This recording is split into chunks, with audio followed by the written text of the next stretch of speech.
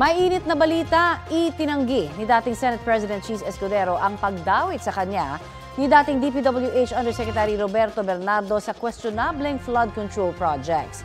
Papatunayan daw ni Escudero na nagsisinungaling lang si Bernardo na nagsabi ring wala silang direktang contact o ugnayan patungkol sa issue. Tila planadong pag-atake raw ito sa Senado at sa mga miyembro nito para malihis ang atensyon ng publiko mula sa mga totoong may sala. Pag-question ni Escudero bakit puro senador ang itinuturo, nasaan daw sa mga alegasyon sina Ako Bicol Party List Representative Zaldico, dating House Speaker Martin Romualdez at mga kasabwat umano nila. Haharapin daw ni Escudero ang mga paratang at maghahain ng reklamo laban kay Bernardo. Sa halos 3 dekada raw niya sa public service, hindi siya kailanman nasangkot sa korupsyon.